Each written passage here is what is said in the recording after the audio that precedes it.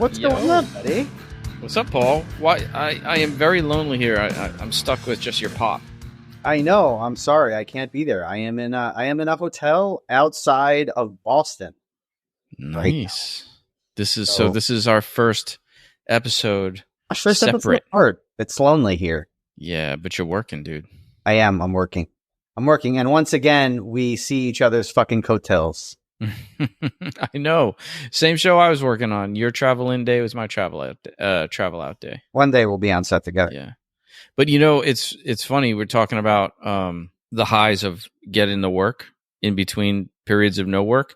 And that was a topic of conversation with today's guests. It was, man. And I'll tell you, even if I didn't get, because obviously they got to put in, even if I didn't get it, just getting that call was a huge, huge morale boost for me. And it literally, it was so uplifting. I'm like, I don't even care if I don't get it. I need a phone call. Yeah. So today we have Jasper Joyner on the show. Jasper is first of all is a great human being. I met Jasper in 2015, and he's just a phenomenal athlete, stuntman, martial artist, and person in general. And also, I mean, obviously you guys are going to find out in the episode, but he has been Michael Jai White's stunt double for the past 10 years. Since 2014, he's been in 8 films doubling Michael Jai White. That's insane. Some of the most epic stuff. Yeah. But we're going to focus on 2 fights. One from Accident Man, which is such a funny and amazing movie. And the sequel is also great, in case you haven't seen that either. And then also Never Back Down, I believe the 4th installment? It's 3. 3, but they don't really call it. I mean, if you search, it's Never Back Down 3, but then they call it Never Back Down, No Surrender. Right. Yeah, that was why I just said installment. But it is number 3. But and then he fights the incredible Nathan Jones. Yeah, man. Holy cow. This guy's been on set with some legends. Legends, dude. Darth Maul. Yeah, Ray Park. Boyka. Scott Atkins. Boyka. Yeah, Scott Atkins. Boyka. And I mean, in all honesty. And of course, Michael Jai White. I mean, Michael Jai White. Nathan Jones, he was in what? Troy. He's Mad Max Fury Road. And then Mad Max, the new one, Furiosa. Yep. That just came out. Yeah, man. He was in Tom Yum-Goon with Tony Jaa. Speaking of Troy, the edit is almost done on our shot-for-shot remake. So we're going to be able to show it soon. I think when, going back in time a bit, when that episode where we talk about it drops, we'll have it done so people can see it. That's what I think. So everybody go back a couple episodes to the most recent Steve and Paul episode, and we're going to be talking about making this shot-for-shot remake of Troy. But so far, it's looking pretty killer, dude. That's awesome. Yeah, I can't wait to put it up. I can't wait to see it in its entirety. You've been showing me pieces. Yeah. We should give advanced screening to our Patreon subscribers. Seriously. I think here's the decision has been made. We will let our Patreon subscribers see it first. We'll keep it as a private video. Oh, I like that. Okay. So if you subscribe to our Patreon, you can see the video before anybody else does. Our Patreon subscribers are the best, man. Yeah, totally. One of our Patreon subscribers, Naz, I play on PlayStation 5 with him. We play this game called Helldivers 2.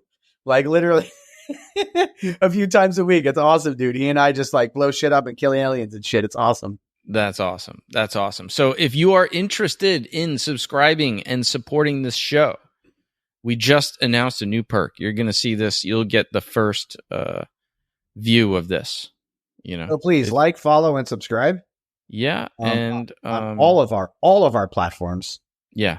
YouTube, wherever you listen to podcasts, definitely give us a review. On IMDb, you can give us a review. That stuff really helps bring our show into people's algorithms. So the more activity there's going on, the better. Like us, subscribe us, comment on our YouTubes. We can get back to you pretty easily on YouTube and obviously in Patreon. But reviews really help. Stars, thumbs ups, whatever, any of that stuff. So yeah, definitely in the show notes, you'll have the link to our Patreon and check it out. There's some public posts and stuff too there, but we have a lot of stuff for the private stuff for the patrons. So that's awesome. We also couldn't do this show without our sponsors, right? Absolutely. Dude, Brett Copes. Red Copes, Fighter Flight Entertainment. Yeah, Fighter Flight Entertainment rigging company. Legit. If you need a primer on performer flying, he's the guy to talk to. And he does workshops across the country, aside from working on productions across the country. He's always working on stuff, that guy. Yep, yeah. Worked with Brett before. He's an absolutely phenomenal human being. We also have Metro Camel Car. Yeah. For all of your cinematic car needs, basically. Yeah, seriously. You need a camera outside a car, inside a car, moving alongside a car, on a process trailer with a car, tracking along other cars. Metro Camera Cars. They're based in New York, but they work across the country. They're absolutely incredible. Started by Joe Barise, who's also a stunt performer. So what I love about them is they're cinematographers and stunt performers. So you get the best of both worlds there, you know. So definitely, if you need car camera work, Metro Camera Cars is really the place to go. And we don't make these sponsorships. We don't take them lightly because we've worked with all these people before. So it's not just like some rando who just paid us to do a readout on our show. Like, we actually know these people. And if you listen to the show enough, you know that every episode we kind of talk differently about them because we actually know them. And they're good peoples. And Tactical Black, baby. Tactical. Who'd you say? I was going to say my favorite Tactical Black, but coming up. Yeah. Oh, Tactical Black. You see, we both love them. We both love them so much that we said it at the same time. This is what happens when we do shows from different cities. I'm going to like anything that has to do with guns more than anything else in the category. It doesn't matter. So yeah. But seriously, if you're an actor, Tactical Black just put up a great video. I don't know if you saw the woman doing mag changes and tactical movement and stuff. Good video. And with a little reactions at the end, like she was getting hit. So, I mean, literally, if you're an actor and you need to learn how to handle a weapon safely, properly, on set, offset, Tactical Black is who you talk to. They're based in LA, but they do workshops in the UK. They've done workshops here in our own space right here in New York. So they're pretty awesome. Definitely check them out, man. And then, of course, Stunt Contact. Yeah, man. Stunt Contact. It's like one of the best breakdown services for stunt performers in the business. Legit. Like the way they break down the info on their website, pre-production, post-production, what's shooting now, who's coordinating, who's the executive producer, who's the director, whatever information is out there, it's on their website, and you can get weekly or daily subscriptions, and their interface is just really, really user-friendly. I mean, super user-friendly. And they're definitely a place to go if you're looking for work, man. Awesome. We love our sponsors. Without them, we couldn't be having these shows. Thank you so much. Or we could. We would just cost us a lot more money. Yeah, it would be much more difficult to do these shows without them. But seriously, like without them, I don't know if we would have got the show off the ground. No, at least not right away. No. All as quick as we did, for sure. And our Patreon members, you're in that category as well. Without you guys, we wouldn't be able to get the show up, or keep the show going. So yeah. The Patreon members are like the constant infusion of support that we need after the initial startup from our sponsors, for sure. So we love all you guys. Other than that, Paul, what can we tell people? They should follow us everywhere. Fights with Friends Pod. Fights with Friends Pod. And then also we have got a great episode coming up with Jasper Joyner. So man. Come and see us there, which is... Yeah, let's hit it. Later. Yo, look we got Jasper Joyner in the house. Jasper, this is awesome. What's going on, buddy? Oh, man, another day in paradise. Yeah, man. Well, not for Paul. He's in a hotel room.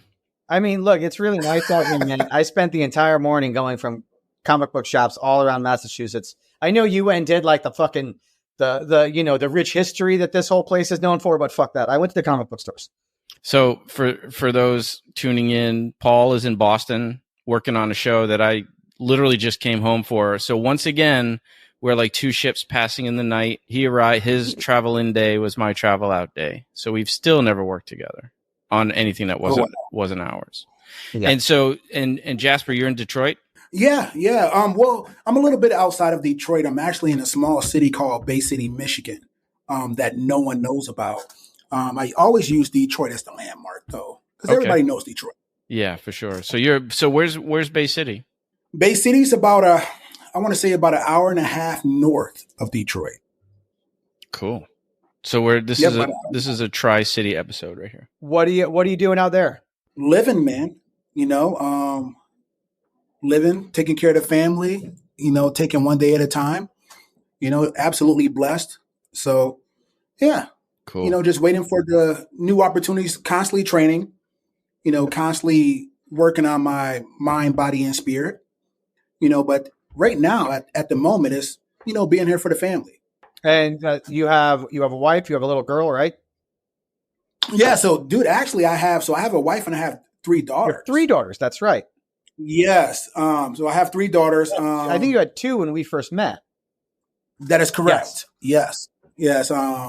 And I decided to multiply. So, or add an addition to that. Get them out the way while you're young. I have no idea what you're talking about, man. I just, as you so heard, I just grunted when I took my fucking seat. Oh, yes. And since you asked, that was my lower back. You dick. Oh my goodness. Taking some heavy falls there. Well, actually, I did work out this morning. They have a pool and a gym here, and so I decided to utilize that. So I definitely, absolutely, yeah, rightfully so. So let's remind the listeners. We put links to a couple of fights in the show notes. So be sure to hit pause before we really get too deep into this and watch the fights. We put one fight from Never Back Down, No Surrender, and another fight from Accident Man, which we'll dive into a little bit with Jasper as the show goes on. But let's dial it way back. So you're originally from Michigan, correct?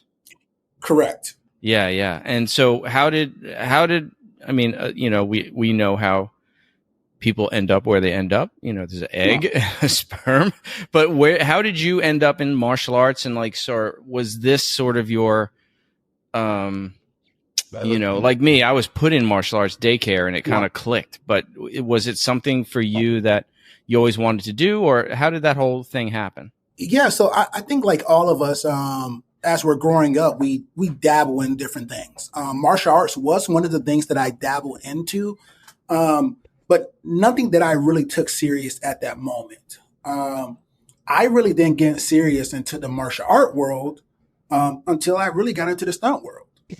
Good. So obviously, I've done taekwondo, MMA, jiu-jitsu, things of that magnitude. But as far as taking it serious, it was just a young kid trying out different things, right?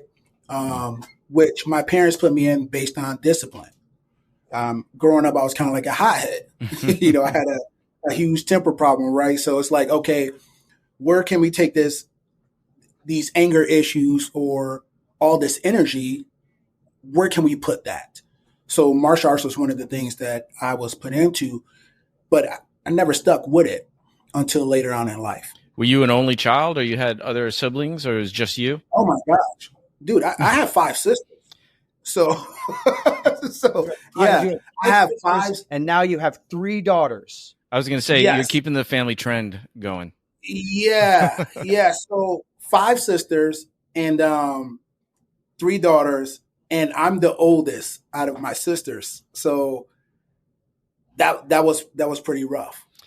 Yeah. That's what you call having the blessing of a curse. Absolutely, right? It's like a double-edged sword. So one thing you want to do as an older brother with 5 sisters is know how to fight, right?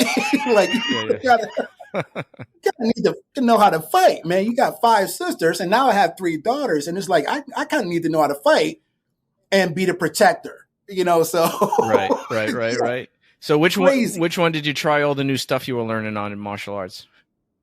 You know what? Thankfully, no one yet. I am such a nice guy and very good with wording. Like I use my words first versus physical, because based on my size, I come off as intimidating, but I'm really one of the nicest guys ever, right? So if I could persuade someone with my wording before, putting his hand on them, then sure. that's what I'm kind of going to do. So, you're a big fortunately, say that, say Matt? that again. I said, you're a big dude, man. I'd listen.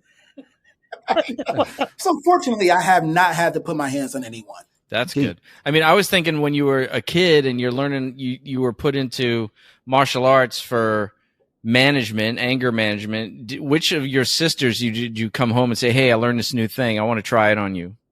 Oh my God, that's a great question. So I have my sister who's closest to my age. I used to try out everything on her, right? Everything. And then we used to like practice so much that she would start catching my kicks. So yeah, we used to practice so much that she would literally, I'll throw a kick, she would catch my leg. And I'm like, okay, I got to work on that. Right. So I did have an older sister that I tried all those things out, which is actually pretty funny that you brought that up. I was the dummy for my brother. He was 10 years older than I was. Oh, wow. And he would like come home from like a Steven Seagal movie and he would be like, yo, you like throw a front kick. And then he would like double block it and clothesline me. It's like, wow. Brutal. Yeah, man. That's one of the things about, and you're the oldest. So like I'm the oldest as well. I have one younger sister by 5 years. So we're like the broken in models. The parents try everything on us. Then by the time they have the youngest, they've got it all worked out. So they get it easier. So you were in martial arts and stuff. And then what happened? Like, cause you went to acting school too, no? Yeah, I did a little bit of acting. This is all after I really got into the stunt world. You know, when I got into the stunt world, I started to see different things from all walks of life, right? It's like the way people capture the screen, the way they hide from the camera or project to the cameras, things like that really started to intrigue me, which made me want to get into the acting era of things. Cool. You know, so then, yeah, I started that probably. The first time I really dove into acting was actually when in Atlanta with Paul. That was the first time we met. And that was the first time I actually took a chance on myself and wanted to dive into acting to kind of get a different feel of things. Because in the stunt world, especially if you're a double, the actor has a lot to deal with. Not only do they have all the fight scenes that they have to worry about, but they have all the dialogue as well.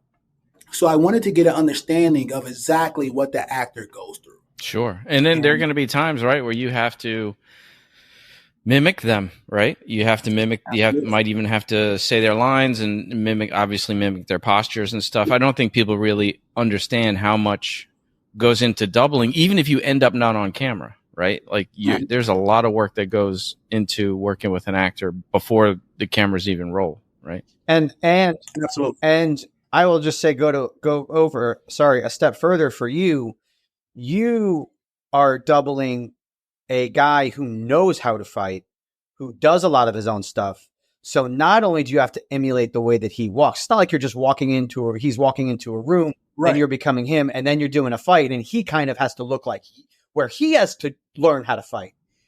You really need to learn how to jump, turn, and move like Michael Jai White while he's fighting. I was going to say, so for the listeners, Jasper is a long time double for Michael Jai White, like 10 years or so, right? I mean, I was looking on your IMDb. The first one listed in IMDb, at least, is 2014 with Falcon Rising. Yes, that is correct. And Paul, you hit it right on the head. Michael's the real deal, right? So this is not coming in and doing action for an actor. I'm literally trying to mimic him, right? I have to walk a certain way that even the body type, the diet, everything has to be on par with him.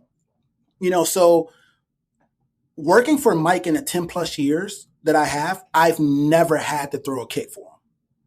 Never had to throw a punch. Never did any of that. He is superb when it comes to action, his dieting, and obviously fights on screen, right? So for me, the main part was learn all of this just in case, but at the end of the day, be ready to take those hits. And that's what it came down to. Cool. So when Nathan Jones is throwing him through that table in Never Back Down, that was you, right? Or was that Michael taking that hit? Can he throw the table lightly? No, here's the thing. So Nathan Jones used to be a wrestler. Yes. Right. So he was, in the video, it looks like I'm getting punished, but he was very gentle with the power bomb through a table, if that makes sense. Right. So all I remember is hearing, at this time I had, Larnell Stovall as the coordinator, and I believe second unit director on the fight scenes. And I also had Brahim. I don't know if you guys know Brahim. Yeah, sure. He was a part of We're gonna have Never Back Down. Yes, absolutely phenomenal people to be a part of this project with. So with Nathan Jones, it was like all I heard in the background was tuck your chin. That was good advice. Tuck your chin. You're going for a ride. But the way he did it, he's a professional. Looking back at it now, I'm like, oh my gosh, I couldn't ask for a better scene partner to get thrown through a table with than Nathan Jones. Absolutely phenomenal. Yeah, that dude is huge. Yeah, he's a big guy. Huge. He's also a really nice guy. I mean, we asked him to be on the show. He very graciously and very nicely declined. It just, in all honesty, it just doesn't seem like his kind of bag of tea to sit here and bullshit with a bunch of people he doesn't know for an hour. Yeah, but you mentioned Brahim. So for the listeners, that's Brahim Chaab, who's most people are knowing now because he's the fight coordinator on Monkey Man and all over the place, And Larnell Stovall, also long history, but I think people who don't pay attention to this stuff might know him from the Continental now, the show. I think he was the coordinator for that. Which is rightfully deserved. And when it comes to Brahim, I remember going over the fight scenes, so I'm still kind of like a newbie. You got to think about it. Falcon Rising was 2014. So now I'm in Thailand for 5-6 weeks, and Never Back Down, No Surrender. And I have Larnell Stovall and then Brahim, and I'm going over these fight scenes. I am struggling, right? My choreography hasn't picked up yet. You got to understand, I come from a world without most of that training. Michael actually took a chance on me, which I'll give you guys more about that story, later on. But I'm going through these fight scenes. I have Larnell, who is a professionalist, rightfully so, and his work speaks for himself. And then with Brahim now taking over to where he is, so his work speaks for himself too. And then you have a guy that's 6'2", 240, try to follow these choreography moves that was in and out of martial arts throughout his life. So that's one of the things. Stuff is like, it's not just hook uppercut. Right. And like you said, Paul, it's like, I'm not learning these fight scenes to create the action. I'm actually learning these fight scenes to sub in for the person who's really doing the action. And with Michael and his choreography and his movies, they're top notch. So it's a lot that you gotta pick up on. And Never Back Down, No Surrender, he was directing too, correct? Absolutely. So he has a ton on his plate. He had a ton, directing, going through the acting, obviously going through choreography, putting his stamp on it, which when you have people like Larnell and Brahim, the action is in good hands, right? But as a director, you still want to overlook how things are done. So yes, he had his plate full. So I had to be on it at that point. For sure. I mean, were there times when he was just too busy doing directorial stuff and, he was like, Jasper, you gotta really fill in for me right now, or maybe during camera rehearsals or things like that? Well, absolutely. Camera rehearsal, me and Mike are, at that time, we were so identical body-wise and look, because you got to understand, when I first met Mike, my body was nowhere near where it should be. You got to think about I had a bad diet. I wasn't working out as much. When I actually met Mike, he taught me to the true value of nutrition, right? So now I'm following his diet and everything. So on camera, for lighting purposes and sizing things up, we were so identical. It gave him a better aesthetically view of what he was going to looking look at. like. Mhm. Absolutely, right? So it's like, okay, even the kicks, everything that I know now, Mike he kind of like coached me. And he didn't have to do that, but he coached me. So if someone's asking me, okay, line up camera, we're kicking a punching bag, we want this kick, this punch, this punch. It literally gives Mike, especially as a director on this film, a better view of what it would look like. And obviously he put his tweaks on it and made it to what it is now.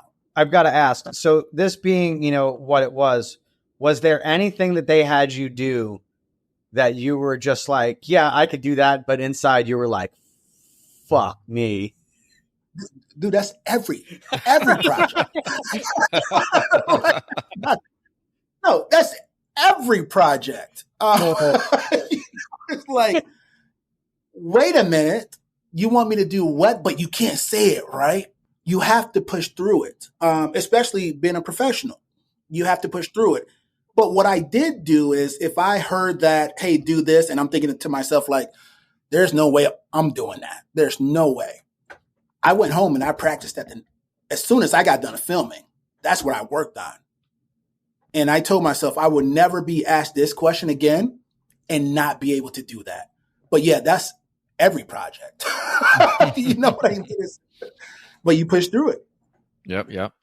Dude, so this sounds like a good spot for you to tell us how you met Michael. How did that happen? How did that connection happen? Wow, man. YouTube and Twitter is how it happened. So I was working security at an NBA stadium in Charlotte, North Carolina. It was the Charlotte Bobcats, which is now the Charlotte Hornets. I was doing security there. Now at that time I was working third shift, and the older guys, when they came in, they were bringing like the laptop, and we'd do our rounds and then we'd watch a movie because it's quiet, right? So they were bringing their laptop. This is when burnt DVDs or whatever was a thing, right? You pop in a disc and the movie start up, you watch a movie. I was watching Blood and Bone. Now, obviously, when I was younger, I knew of, Mike from, Spawn and Undisputed The Return, Universal Soldier The Return, things of that magnitude. But Blood and Bone is what really set it off for me. 2009, I believe it was. And I don't know what it was. I was like, I can do that. I saw him do some the one with the jail one with Kimbo Slice? Yes. Yeah. Yes. Yep. And I seen a video. I was like, man, I think I could do that. I really think I could do that. And my buddy had, I think it was called the HTC Hero smartphone before smartphones were really a thing. And I went out of it's called the console where we have all the cameras. I came out of the console area and there was a sign about 9 feet high. And I said, record this. I jumped, I front kicked it. And then I jumped, did a spinning crescent kick. And I named that video Michael Jai White's Little Brother. And I started posting to YouTube. That's how the little brother thing started. Because how the little brother thing started. Was I was like, okay. I looked up everything. I was like, so he's 6'1", 6'2", he's this and this and this. I'm about the same. And you never see guys his size move the way that he moves. No. I don't think I've seen a guy his size move that way yet. I was like, well, I'm sort of similar. I don't have all the martial art background, but I could throw my leg up and hit, there was no technique or anything. It was just athleticism. Right. Right. So he recorded that video. He sent it to me. I was like, wow. And I started from there calling all my videos Michael Jai White's Little Brother. Started posting them to YouTube.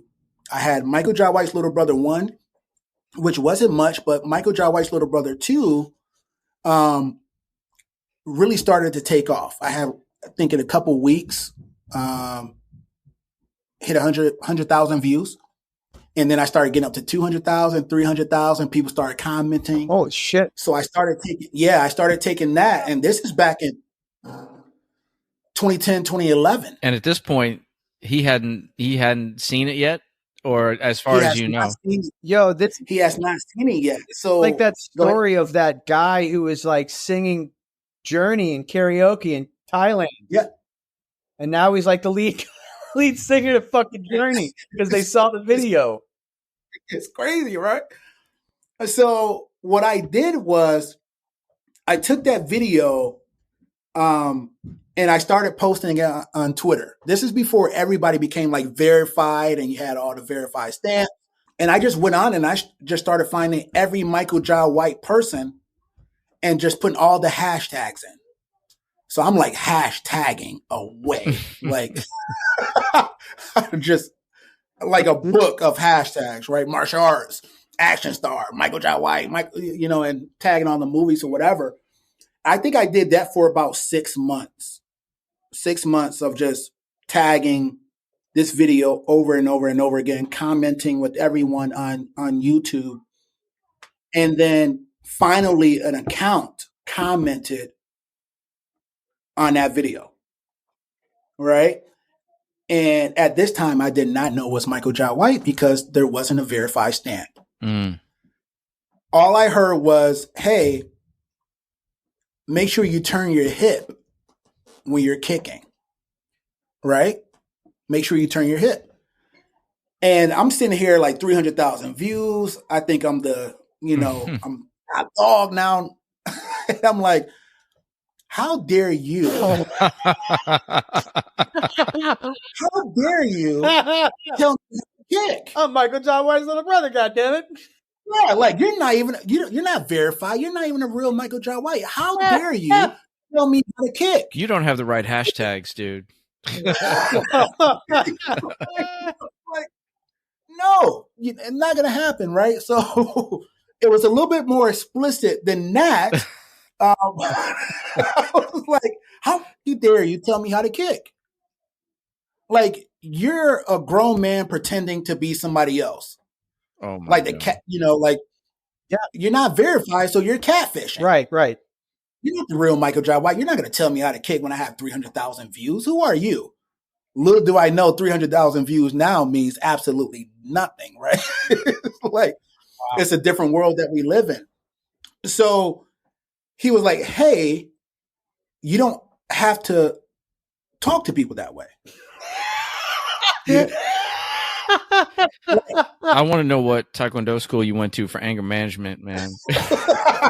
I know. You know what I mean? So that's why I said I was in and out because it couldn't contain me, right? So he's like, hey, make sure you turn your hips and this and this and this. And I started to really process it. And I was like, a regular person wouldn't tell me this, right? A regular person wouldn't tell me this. And he was like, you might have just missed out on one of the greatest opportunities of your life. Wow. By talking to them this way. Immediately when I read that, I backtracked. I was like, whoa, wait a minute. This is the real Michael Jai White. And I was like, well, no disrespect. I was like, this. I was just trying to. I spoke. Garner. I was trying to. Yeah, I was trying to gain that attention, and he was like, in order to gain attention and garner people's views, you don't have to talk to people that way or come off that way. And I was like, wow. It just made a lot of sense. And then we had a conversation where he was like, how much do you weigh? I was like, well, I'm 6'2". At that time, I was 240. I'm 6'2", 240. He was like, your movement, the way you move is crazy for 6'2", 240. Throwing kicks and moving this way. At that time, we started having a little bit more conversation and we exchanged numbers. Next thing I know, I'm in Detroit at Comic-Con with them recording footage. Wow. Amazing. Yeah. So literally I met him in Detroit. And you I'm living in almost Charlotte. fucked it up, you pretentious. I almost blew the biggest opportunity of my life. Yeah. Literally. And I never set out to make these videos to be like, hey, I want to be a stunt double. I never did that. I truly did it out of the enjoyment. And I had someone that I looked up to. Yes, I had someone that I looked up to that inspired me to want to become better. And I literally almost blew that opportunity. I had so the lesson is definitely talk shit to people on on social media. Well, here's the thing. If you think about it now in the world that we live in, all the people that troll and get all the attention, that could potentially be true. But at the same time, when you're dealing with real people that are good people, you're going to get dismissed. So at the end of the day, for me, if I could tell anyone, is always work on your craft, but be humble, because you never know who's listening and you never know who's watching. And it only takes one person to give you an opportunity that could change your life. That's an insanely cool story, dude. Yeah. Yeah. Met him in Detroit at Comic-Con. We hung out. And I had a camera guy come with me. This is after I upgraded, obviously, from the cell phone videos. And I had a guy with one of those gray Sony handheld ones. You know what I mean? And he was going through the motions of how to fake a punch or take a punch. You know, going through the movements of, and back then I was doing back handsprings, back tucks. You got to understand, a guy that's 6'2", 240, doing back handsprings, back tucks, and wall flips, it's kind of unheard of. Still is. You know, so, and still is. Unless you're doing it and blowing your knee out at the end of a UFC fight. Exactly. You know what I mean? So Michael took a chance on me when he didn't have to. And that brings me to where I am now. He seems like a really generous guy. I mean, I sent you the video like right after I did it, when I did that workshop with him. Yeah, dude, he was a really nice guy. And like the only comment he made was, he told me, because we're doing the workshop. He's like, and I was doing a thing where I had to knee him. So I kneed him, and he goes, come on, man. He's like you got a pair. And I'm like, fuck, man. I'm like, I'm trying to be all respectful. He's like, dude, you mean like a bitch? I'm like, fuck. That's the thing, right? And Paul, you're absolutely right. The thing about him is that he is one of the nicest people I've ever met in my life. And he comes off so intimidating, right? Based off his movies. And he is one of the nicest guys, and he always wants the best for you. Yeah, after you talk to him, you almost feel like you could ask him for a hug. Absolutely. You know what I mean? He wants you to become the best version of yourself. And I came to realize that where I'm at now. And I'm grateful for him even allowing me to keep the little brother, because he didn't have to do that. No, he does. I mean, and when I did, before the workshop started, I talked to him, and I mentioned, that I knew you, and he literally, first words out of his mouth were like, that dude's like my little brother, man. And you know what I mean? Like, and he was awesome, dude. Maybe the fact that I dropped your name, but like we the whole workshop, so we had to like do choreo in front of him, create our own choreography in 15 minutes, and then do it in front of him, and whatever. So luckily, at the time, Dylan Hintz was training with us, and so I grabbed someone that was training with us, that I was training with, that I knew I could work with. And dude, when it was our turn to go, man, he broke down every single bit of our choreo and worked through it with us, and like showed us how to work it for the camera. Dude, he is an amazingly, really, really nice guy. Like, he probably took 20 minutes, during the entire workshop to just break this down and just work with me and Dylan through this. It was amazing. Well, and that's the thing. Like, so being the person that he is, for one, he's a perfectionist. If you're going to do it right. Just like you said, hey, if you're going to throw this knee, throw the fucking knee, man. Like, you gotta but it's like, well, I don't want to, because the first thing I've seen it many times on set, where people are like, well, I don't want to throw it too hard. It's Michael Jai White. Exactly. What if I throw it too hard? It's like, fuck, man, it's Michael Jai White. I should have just thrown the knee. Yeah, you know what I mean? So it's like, it's one of those things. It's like a double-edged sword. Should I throw it and give him my all so he could be like, that's a hell of a knee? Or do I hold back and throw like, a knee? this is how you throw a knee. You know what I mean? So it's like, it's a double-edged sword. But yeah, just to piggyback off what you said, he wants the best for anyone that he's on set with, I would say, or that he's working with. Obviously, in life in general, he wants the best for everyone as well. But on set, if you're working with him or going through choreography or whatever, this is film. We have to make it look good. So if I can help you become better and make it look better for camera, then why wouldn't I do that if I've been in the game for 30 plus years? And that's exactly who he is as a human being. That's pretty awesome. So that's all very Big Brother-ish stuff. It's funny you say like he let me keep the little brother, but from the very beginning, even on the Twitter thing, he was acting like a big brother. Like, hey, you don't have to talk to people like that. And you can see it already. Yeah, he I think about it every day. It's something that I never forget. Something I think about every day because as a kid from Bay City, Michigan, right? That is a small town. How the hell did I end up traveling the world? Because of him, I've been to London. I've been to Thailand. Like I've been everywhere because of him. And it's one of those things that it's like, well, you went there. Hold on. I don't want you to sell yourself short, man. You took the opportunities that were presented to you because of him, but you got there because of you. Fair enough. And that's one of the things. And like you said, it was Big Brother from the very moment. And I continue to grow within, continue to learn, pick up as much as possible. And you're absolutely right, Paul. It was something that I took the initiative of doing and I kept pushing it and I came up with whatever the case may be. But if that video doesn't get responded to, I'm not here with you guys. And if I haven't said this already, I think you guys were having me.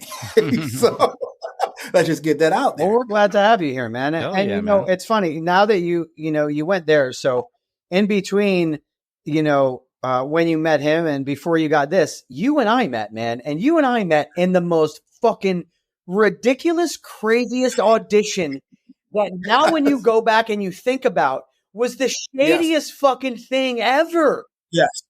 Yes. And this is the same audition you mentioned before where you were stepping out. Yes. Trying out the acting thing. Yes. I traveled from New York to Atlanta. I drove 13 hours for this fucking thing. Yep. And same. I came from Bay City to Atlanta. I don't even remember the details, but it was like some open call audition, right? Yeah. For this fucking wackadoo of a director who like basically online marketed his futuristic Lord of the Rings weird fuck world and and like I don't know, man, like got in touch in a somewhat legitimate way and like I was like, all right, cool, I head to Atlanta for this audition, and I meet you there and then I show up and it looked like I was at a fucking convention, dude. Everybody was in fucking costume. It was so weird.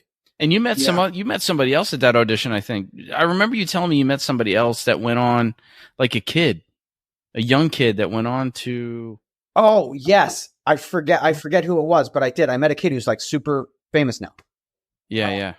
But so we show up at this audition, and there's like, it is literally like a Comic-Con casting call. That's how many people were there. There were hundreds of people there.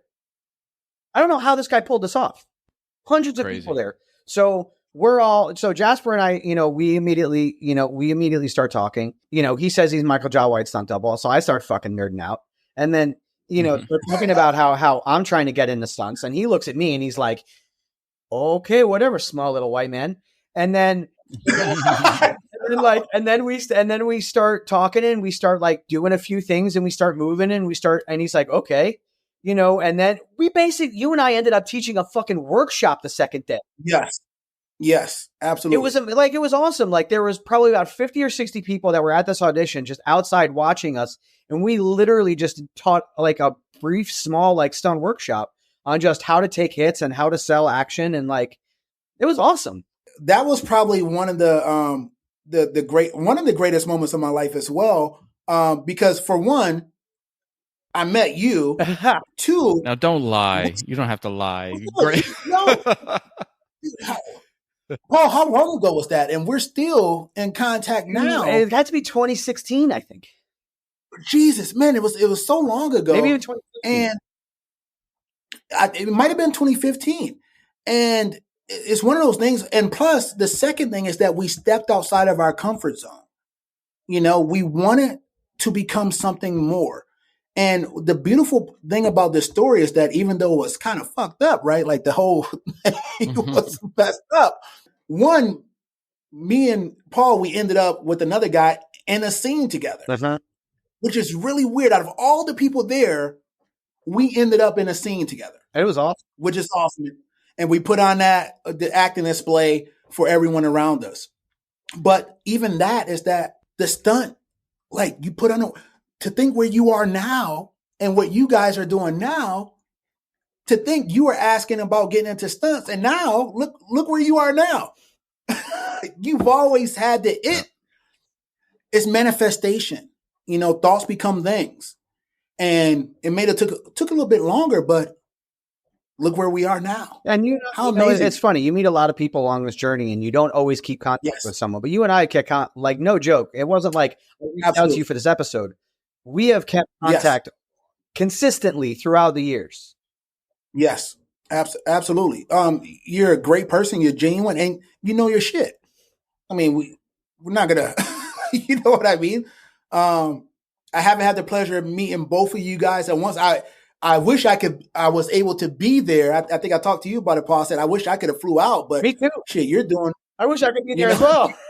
Well, man, if you're ever in New York, then we'll do another episode. We'll do it in the studio, man. It'll be awesome. Dude, it's going to have to be because I told Paul, like, hey, I wish I could have flew out for this because the energy is absolutely remarkable. And to think, like, it's just blowing my mind to think that back in 2015 or whatever the case were, we showed up to this shady event. Dude, I'm surprised you didn't walk in the room and he didn't have a fucking black leather couch in there. Yeah. That's what I'm like, so to think that we are where we are now, dude, you can't make this up. This industry, how things happen, you can't make it up. If anyone asks me, hey, how do I do this? I can tell you to take all the workshops possible, learn as much as possible, have the gear, whatever the case may be. But how I got here is going to be different from how you get there. How you got there is going to be different from how I got here. Isn't that the best thing about this business is when you meet people and you find out what their story is, how they got into the business, or maybe they were a pro skateboarder, or like when I worked on a show, one of the riggers, we talked about him before. His name's Eddie Fiola, and he got into the business because he literally created freestyle BMX, and his first job was on that old movie Rad, right? And all these years later, now he's a rigger. He's doing all this other stuff, and it's just incredible. Every person you meet, they have such a unique pathway that got them into this business. It's never boring. Also want to say it's amazing because I was watching. They have the Red Bull channel in the hotel, so I've been watching that like crazy. It's amazing that in Rad, the end move was a backflip out of a bathtub. And I just watched a guy do like 4 backflips and 7 fucking 360s. Yeah. It's crazy what they do now. And right now out by you, Paul, in Boston, there's a big Red Bull event going on. Like the hotel, when I was there last week, was full of all these Red Bull people. There's something going on at the waterfront. You should go check it out. Oh, that's cool. I was thinking about going to the water tomorrow. I actually want to go to an aquarium and go cliff jumping. Cool. So I know. the energy between me and Paul is pretty good, but not as good as Ray Park and Scott Atkins. What the fuck, No. dude? Like, how do you? So for the Paul, come on, man! Like, what I know, the fuck right? is that like? So for the listeners, this is the Accident Man fight. So be sure to go in and look at the show notes. We'll have the link to it. Dude, I honestly, every time I watch this fight, I secretly fucking hate you. Well, the minute I saw Geese, I was hooked because that's just how I'm like, what? They're fighting in a gym with Geese. This is going to be good. They're going to be throwing each other, you know? Yeah. The Tim Mann was the choreographer for this fight scene. If you guys know Tim Mann is absolutely a wizard when it comes to the kicks. Absolutely phenomenal choreographer. And let me tell you something, in this scene, I was blown away. Literally blown away. You're working with Scott Atkins, right? You have Michael Jai White, you have Ray Park, Mr. Snake Eyes himself. The energy is through the roof. And I was trying to figure out anything that I could do to make any reality come true. And I've never been around, well, I can't say that, but no, this room was different. I'm in London, right? So never been to London. So I'm in London for the first time. And I am with, if anyone watches Undisputed 2, you will understand the fight scene and the chemistry between Michael Jai and Scott Atkins, unmatched. And then you see it now come to fruition on Accident Man years later. And to be a part of that blew my mind. Like, blew my mind. Yeah, so that kind of, it was like when you watched Donnie Yen fight Sammo Hong in Killzone. Yes. It's like, what? I'm sitting here, I'm watching the choreography being done. They're going through the moves. And when I tell you that I lost it here, Scott came to me. He was like, Jasper, I want to try this. Are you up for it? And I'm in my head like, are you fucking, dude, I'll do anything you fucking want. I don't care. Are you kidding me? I don't care. Like, you throw me out this 5-story building. I don't care. It's a scene or a section in this fight where we're on the ground. Michael's pounding him or whatever case, it's just hitting and hitting. And Scott puts him in a move and Michael picks him up. It's like when you're in an armbar. Dude, I know exactly what move you're going to talk about. This is like one of the best moves. It's absolutely amazing. And obviously Mike's a little bigger, so he's stronger. So he picks Scott up. He's up in the air. Scott is, and then we switch to me and Scott's like, he hits me in the face like 2 times. And he does this thing where he like goes into like a back handspring motion and flips me over him. And I'm like, what is going on? Dude, he back arches from up there under your legs, like stomach towards the floor. Yes. Yeah. And throws you that way. That's awesome. Yeah. And, dude, at this point, put a little twist in it. Because you got to understand, if I'm not in sync with him, you have to be in sync. I don't know how. I'm at this point, I was about 245. So I have to, I have to feel his hands hit, like I have to feel everything. If I don't go when he goes, I could tweak something on him. Oh, he could spike his head into the ground if it goes wrong with that move. Absolutely. Yeah. So, God, he is so amazing. And it's just like, all I felt was his hands go, it was so fast. It was like, pick him up, boom, boom. He comes down and my body just goes flailing. And it was absolutely amazing. Like, there are projects where I am happy to get my ass beat. This was wonderful. It's Scott Atkins. I was telling Steve before that, like, there's, I mentioned these guys and I said, action fucking superstars. And then I was like, it's kind of weird that there are different types of action superstars. You have like Bruce Willis and Sylvester Stallone, who are like box office action stars. But then Scott Atkins, Michael Jai White, Ray Park, you know, they are also action superstars. But dude. They're just not in the same caliber of movies that the other guy, you know, and it was just kind of weird how there's this, I don't know what it is, but you know what I mean? Why necessary? You know, it's like they're so famous and they're just, you know what it famous, is, but their movies don't. You know what it is, Paul? It's like, because the movies, like the other movies have a broader audience, and these movies are very specific audience. I don't even know if it's about caliber. I mean, they're equal. They're, you know, like craftsmanship wise equal, but when it comes to like who's watching the fight movies, you know, you're going to have a less people than, say, you know, Die Hard or something like that. Well, yeah, because you think about it. If you have, let's say a $10 million budget versus a $300 million budget, vastly is going to be different. But the action in that, the beautiful thing about budgets is that depending on who you are, you stretch it, right? Like if you watch the Michael Jai White's movie, you watch Scott Atkins. Great when these guys get to the point of where they're the bad guy with these other guys. Yeah. And you're just like, oh my God, I can't wait until Michael Jai White kicks the shit out of fucking, or you know what I mean? Just It's always great when they are the second, like in John Wick, when Scott Atkins was the Oh my God, dude, it was like my favorite scene. Yeah, he was awesome. But he's hitting the mainstream. Yeah.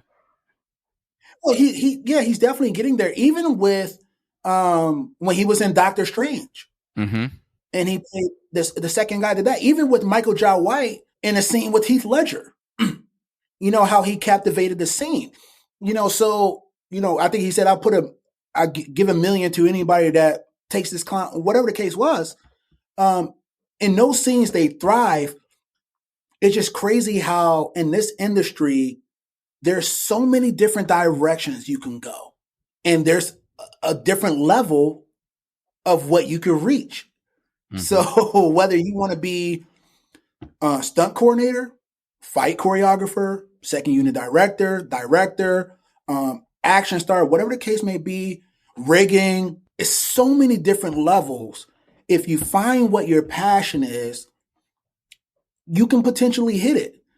But the grind never stops, right? You have to continue to prove yourself no matter what. You have to continue training. You have to continue learning. Even with Michael Jai White, Ray Park, Tim Man, Larnell, Brahim, whatever the case may be, they have to keep moving and keep honing their craft. And stretching those budgets. You know, it's so funny. I was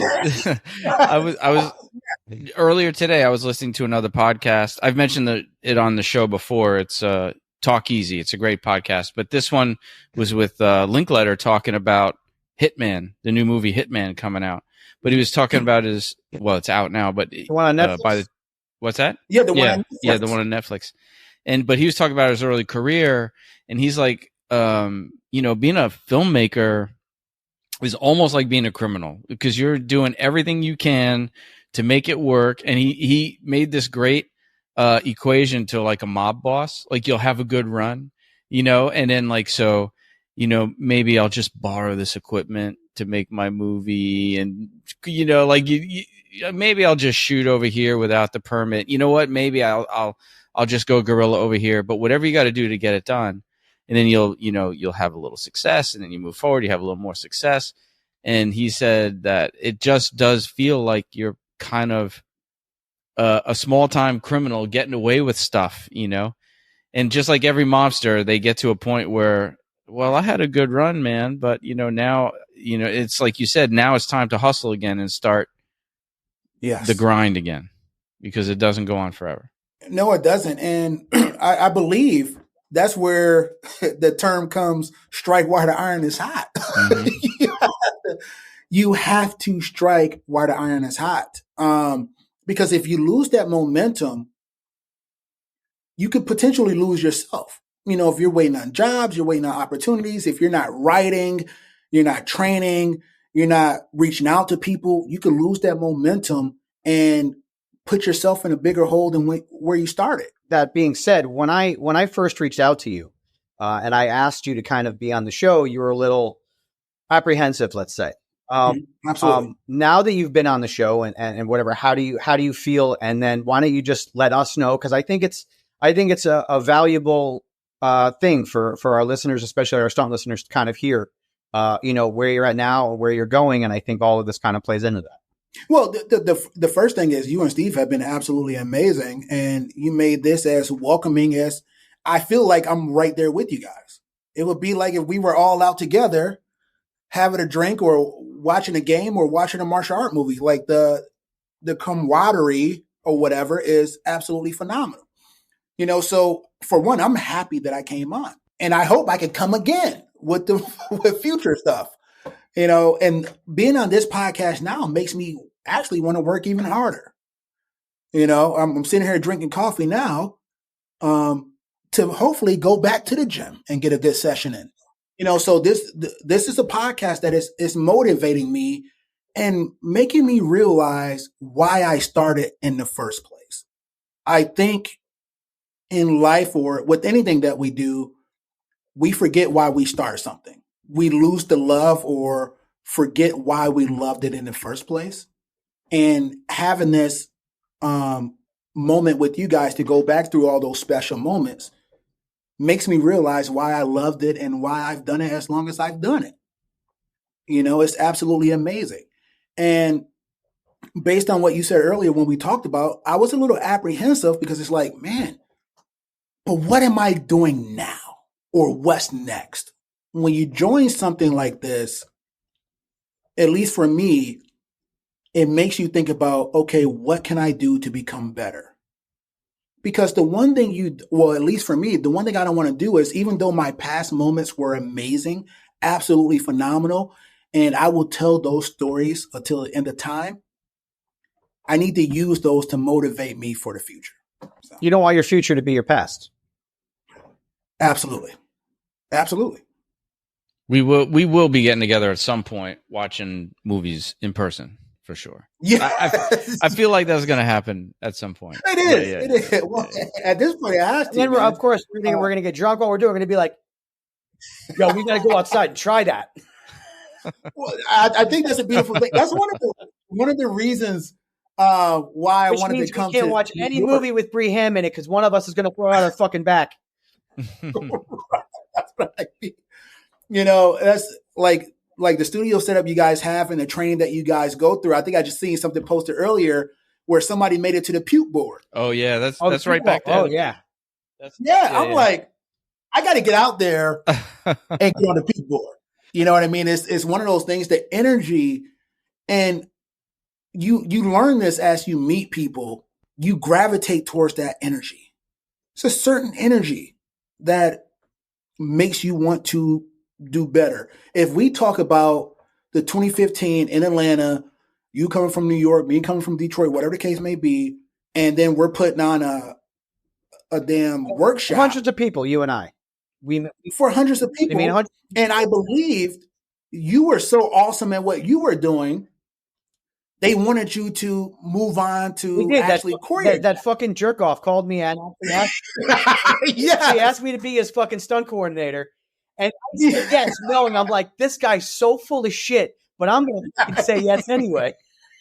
But here's the thing. I think I even called Steve. I'm like, dude, I go, this fucking asshole called me to be a stunt coordinator. I said yes. I go, I don't think anything's going to fucking happen. I'm like, but I said yes anyway. But here's the thing, right? If you look past that, even though he wasn't, but if you look past that and you look at the deeper meaning of it, someone's seen a potential in you that you didn't see at that time. It does, like, sometimes, he was an asshole, dude. Like, he was, oh my God. Like, I don't want to get out of character. Like, he's just that whole setup was just, it really pisses me off. The only thing that was missing was the black leather couch. The dude, I was like, oh my God. Like, I drove 12 and a half hours, 13 hours for this opportunity. You know what pissed me off? Because I was like, the buffet was terrible. Like, where were the sandwiches at?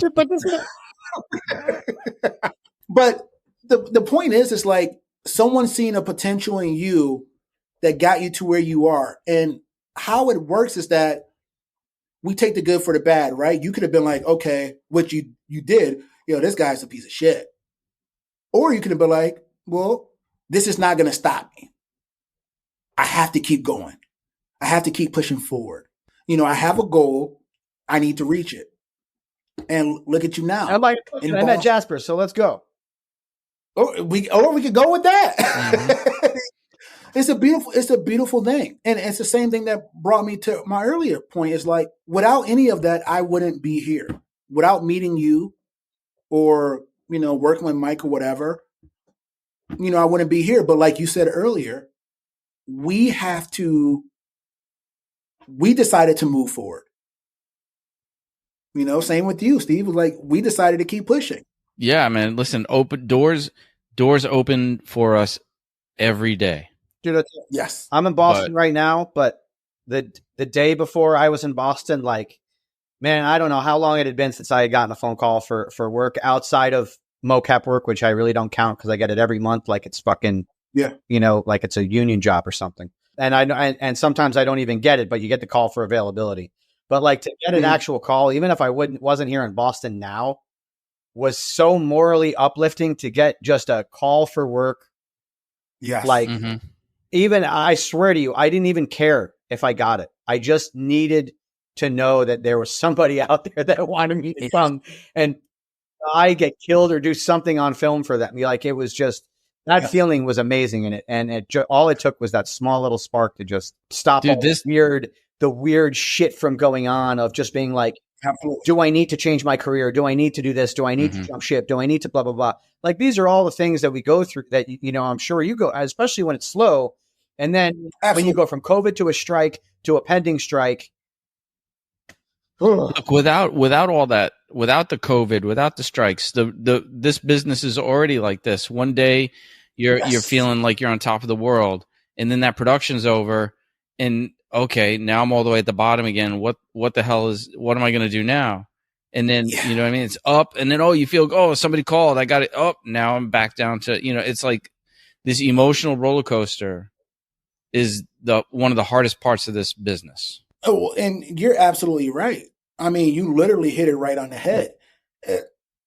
You get into these projects, even with Accident Man, Never Back Down, all these other projects, you're on that high for that moment because, like you said, someone's thought of me, and then you said, well, even without this, it's a roller coaster. Absolutely.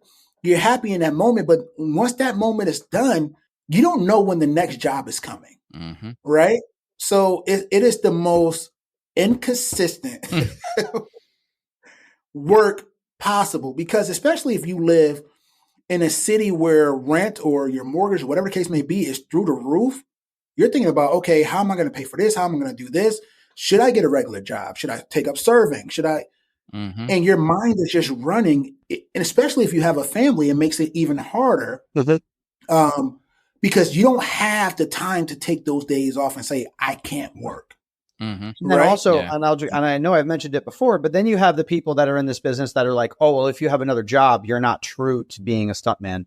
You're not true to being this. It's all or nothing. And then it's like, well, you don't pay my fucking bills and you don't hire me and you don't put food on my table. So shut the fuck up.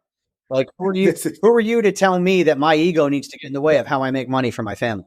Yeah. It's just like earlier, everything is different for everyone. Some people may have that mindset. I mean, look, you got to be a realist. I'm loading trucks to make extra money right now. You know what I mean? Like, you have to be a realist. Yeah. Like, and I don't give a fuck. I love it. Like I told Steve, it's like going to the gym for free. There you go. You get paid to work out. That's probably why your back is fucked up right now because you're loading those damn trucks. No, that's just age. That's just old. Okay, that's just age. That's the 46 years. But yeah, you do what you have to do. But at the end of the day, as long as you're doing what you love, what else matters? It doesn't matter how I do it. At the end of the day, when I'm on set, I'm giving it 1,000%. That's it. Whatever needs to be done, like you guys said earlier, have you ever heard someone say or ask you to do something you were like, fuck, I can't do that? Yes. Dude, I used to be afraid of heights. And in a movie called Welcome to Sudden Death, me and Mike were in Winnipeg, Manitoba, and we're in a basketball stadium, and I have to fight on the fucking catwalk.